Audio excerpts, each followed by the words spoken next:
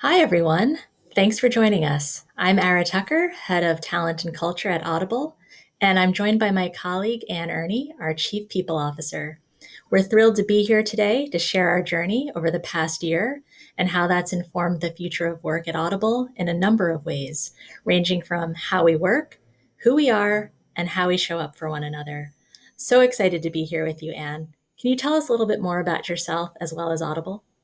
Sure. Thanks, Ara, and great to be here today as well. As Ara noted, I am the Chief People Officer here at Audible, and I have a broad set of roles and responsibilities for both HR and real estate, which we affectionately call people and places. And they truly are a symbiotic set of responsibilities, and no year highlighted it more than the past year during COVID. A little bit about Audible. We're the leading creator and provider of premium audio storytelling and entertainment. And we host some of the best selling authors, podcasts, and purveyors of our own original content. Audible is about 25 years old, and although we feel quite young as an organization, and it's still being run by our executive chairman, founded by Don Katz, who's still our executive chairman. And we have just never lost that entrepreneurial spirit that pervades everything we do. I have to say that every employee remains excited to have revolutionized audio storytelling and to be inventing as we operate in the time of COVID for our workplace and beyond. But we always believe we're inventing and operating every day. Yes. And Anne, I'm so happy that you mentioned the history and legacy that Don created because it really shapes our culture today. We're a place you mentioned inventing as we go, but we're also interested in attracting and engaging as broad a spectrum of people that we can. Folks who represent different backgrounds, experiences, and perspectives, and not only just bringing them, but also where they can actually show up as they are so that they can contribute fully and freely. I think that as part of our culture, words matter a great deal to us as storytellers. And so our people principles are a great articulation, not only of our why as a company, but our how. And they guide our mission to be a company that means more than what we do, how we collaborate as colleagues in order to serve our customers and the communities where we operate. And as we can see up on the slide, we have five of them. Be customer obsessed, imagine and invent before they ask, articulate the possible and move fast to make it real, study and draw inspiration from culture and technology, and activate caring. And, Anne, you know this, but I'd encourage our viewers. It's so much richer than what you can see on the screen. So definitely check out our website to learn more about these people principles. But, we'll talk about them as we go through the conversation so people can catch up. But, Anne, given the past year, I'm really curious about how the people principles influenced you and our ways of working more broadly as a company. Absolutely. And just to reiterate what you said, our people principles have over 1,000 words to them. They're not just a mission statement up on the wall. And we care deeply about all the words. But I think to answer your question, the people principle that really meant the most this year was our focus on activate caring. And it's a people principle that's been so important, both as we activated caring for our employees internally and with each other, but we also care so much about them in terms of how we interact with communities externally all around us. And some of the work we've done in the last year, such as Newark Working Kitchens, where we fed over 800,000 meals to Newark residents in need, really exemplify what we mean by activate caring. I would also say activate caring informs the ways of working, how we're thinking about how we've worked virtually during this period. And I think just as importantly, how we're going to re-engage back into the workplace when we do move back. But during the course of this year, we were checking in regularly with employees through one-on-ones, really encouraging managers to stay in close touch.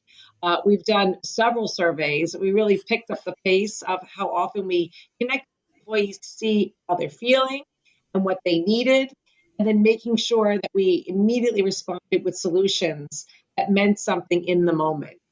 I would also say that Activate Caring informed how we adopt, adapt, and change the future of our workplace, of the physical workplace, and thinking how we want to change it before when we do go back.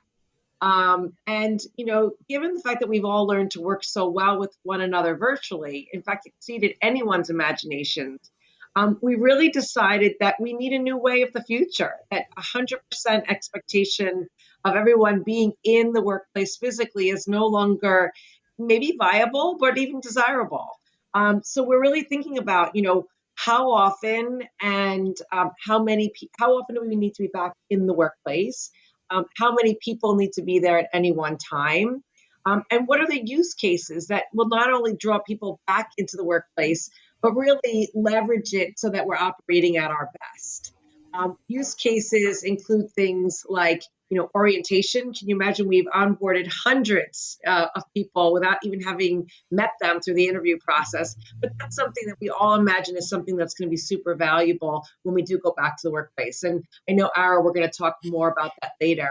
But I think in closing on this question, the pandemic has really shined a light, on the kind of company that we aspire to be. It highlighted, what we value, what we believe in, to live those values, and really helped us show how we can best support our staff. Anne, that's really true. Because one of the tenets of Activate Caring is that we actually let people know who we are. And so, in addition to shining a light on the kind of company we want to be, I think that the pandemic also gave us an opportunity as leaders. We had to step up and step into our vulnerability in ways that many of us, I know myself included, might not have ever imagined that we would have to. We had to let each other know that we were going to be there for one another, acknowledge that we were all experiencing the pandemic differently, knowing that for some it was a little bit of an inconvenience, ranging to extremely devastating for others.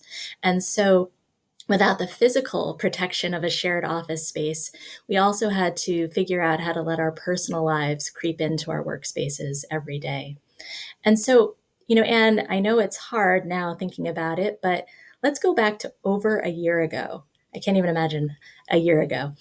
As the reality of the pandemic struck us, you and I and others were talking constantly about the impact that it was going to have on our employees and what we could do to help. Can you share some of the insight into the thinking that was taking place in those early days and weeks, but that would set our foundation for the year ahead? Absolutely. What was most important is that we came together as a team very early on in a crisis management mindset and really trying to think through, all the contingencies that we had to consider as COVID unfolded. And that really led to a change in the mindset of how we work, always coming together, bringing all the right subject matter experts together to think about what we need to do. So everything from safety to employee relations, to our business partners who are closest to employees, to our real estate team. And we realized pretty quickly, actually, I think ahead of others, that we needed to actually think about sending people home. And I'll never forget the Saturday morning, I got an email from my head of real estate saying, you know what, I've been watching some of the pictures over in China as they were erecting hospitals very quickly. And I think this thing is going to move faster than we believe. And maybe we want to close down early next week. And I remember saying, what are you kidding me? We're going to close down. And then as I started to do my homework on Sunday, went in Monday morning and went straight to our CEO and said, I think we need to take early action.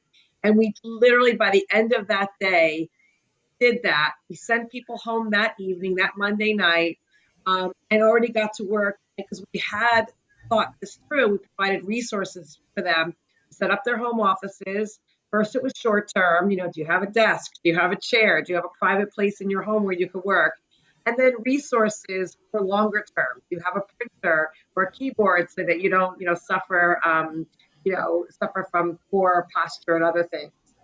We also thought through, resources for childcare as well as for adult care. We knew children were going to be sent home, so we set up all kinds of benefits that not only provided people with money for reimbursement to set up their home offices, but also information on how they could better support those around them.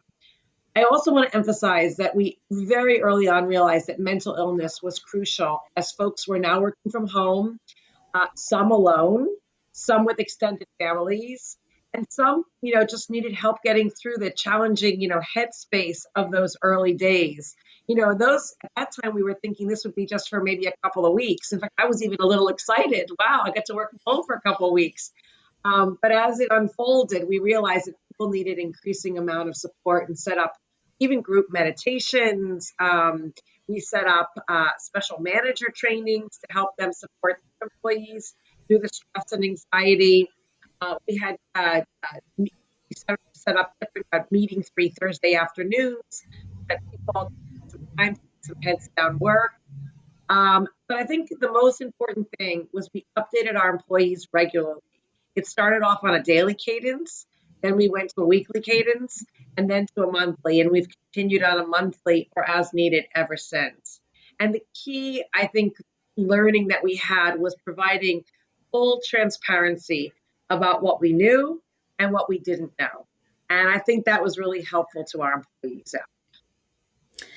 Yeah, we started with the history of Audible. We're talking about the history of where we were with this pandemic because I think it's so helpful as we think about the lessons learned along the way and what we can apply going forward. So, it's been a long 2 weeks since you sent us home, Anne, and we're certainly not done yet. So, I'm wondering if we can talk a little bit more in depth about some of what the future of work will actually look like at Audible. Thanks, Sarah. Well, as I look forward, the key issue that we are always concerned about is the health, safety, and comfort of our employees. So, when I think about the future of work at Audible, it will be a hybrid model that provides flexibility for all of us to do our best work in the way that work works best.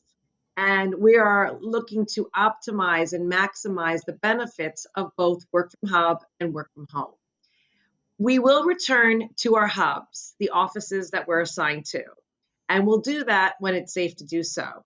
So, work from hub will be driven by use cases and business need to optimize collaboration, create workflow efficiencies, and to experience our culture in action. Work from home will continue to provide flexibility in the way we work and allow for that, heads down focus and preserve the inclusive benefits of what we affectionately call a Zoom flattened world. We're also been busy at work since the beginning of COVID in redesigning our office space for the most important use cases of why we should actually be in the offices. We're designing new spaces for brainstorms, for scrums. We're providing more booths for private calls, smaller conference rooms. And I also want to highlight that we will not be going back to one-on-one desk assignments, but that folks will have to reserve a desk and return to neighborhoods. We also believe that work can be done remotely, as work is not a place. It can happen anywhere. And as we think about the future, we'll capitalize on a hybrid way of working. We've asked ourselves about the use cases for being in the offices and and the guides that we'll need to determine when and where we'll work. And we came up with a plan that will be bespoke to the individual businesses and what their needs are. Because our culture is always evolving, it is not static, and needs are going to evolve as well. And while we've been working remotely, we've also been focused on our people principles to activate caring in cities in which we work.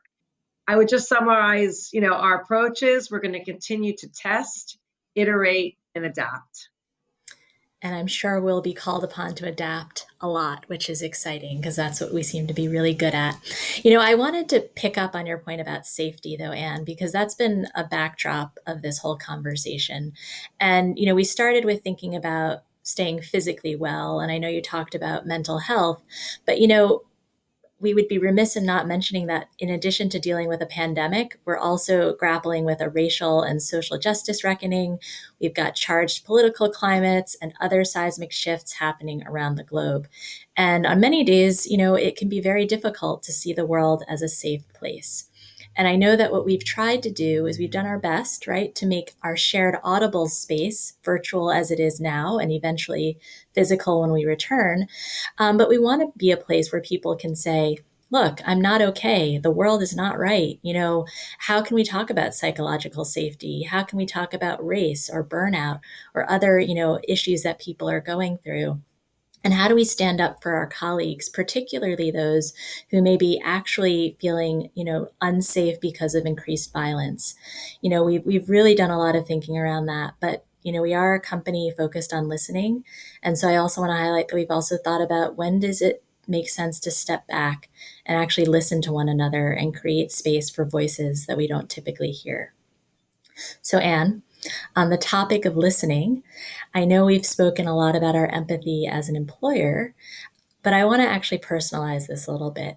Can you talk about your leadership style and the role that empathy plays?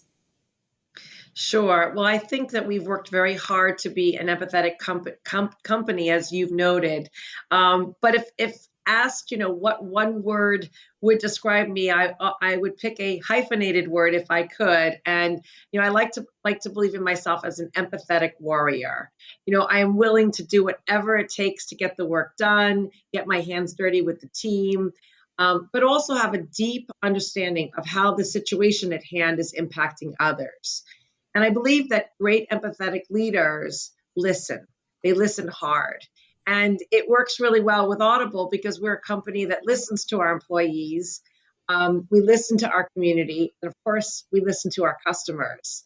It is, the basis for empathy and understanding as a leader.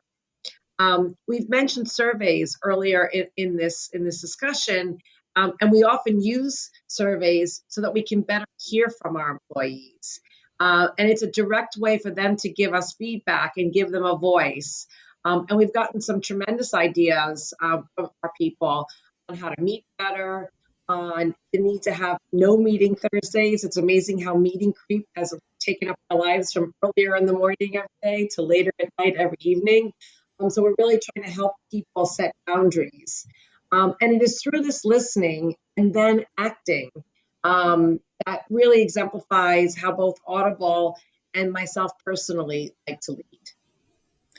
Yeah, and I can attest that is how you lead. That's how I experience you as a leader. So, I think listening can be such a gift. I've spent the last year feeling a lot of the times like I wasn't getting it right. And that can be a really difficult place to be in when you're being, expected to sort of have the answers and have people looking up to you. But I shared my anxiety around this with one of my direct reports, and I think of her as my vulnerability or accountability partner. And when I shared it, she was so encouraging, and it was such simple advice, but so profound for me. She said, you've got this. And even if you don't, guess what? You get to try again tomorrow. I was like, that's totally true. But, recently we talked a lot about leadership, and she observed that, I do my best to listen, to understand. I think that's what you were echoing. And it's really about, how do you bring that compassion and that vulnerability and create a safe space for everyone to feel that they can be that way. It's not just a leader, who gets to show up and say, I'm not okay. And I think that's what's so special about Audible, is that I'm definitely not an exception, and neither are you, Anne. We have lots of colleagues across the globe who are leaders, managers, individual contributors, who are so focused on bringing who they are in order to help support others and make others feel safe doing the same. So, so that's one of the things I feel so honored and privileged about working at Audible. Now, I know our time is almost up. So, Anne, any final thoughts, words of wisdom for our viewers as we embark on our next leg of the journey? Well, first of all, thank you, Ara, for just such an enriching discussion. And I think I can simply close by saying that we'll continue to listen to our employees, hear what their needs are, and address them by allocating resources and making changes that solve their problems. I've learned that we need to be flexible, but also anticipate needs, be reactive as new needs arrive. And, I am convinced that agility is going to be the key for the future of work. So thank you so much for this conversation, Ara. Of course. And, I think that's a great way to close us out, with agility being the word that's top of mind. As we continue to double down on our values that are important to our mission as a company, and to not lose sight of all of those individual people around the globe with whom we get to work each and every day in service of our customers and our communities. So I will close by saying, if you've been inspired by this conversation, you're inspired by our mission, and you want to join us, I encourage you to check us out and explore career opportunities at Audible. So thanks so much for joining us. Until next time. Bye bye. Bye bye.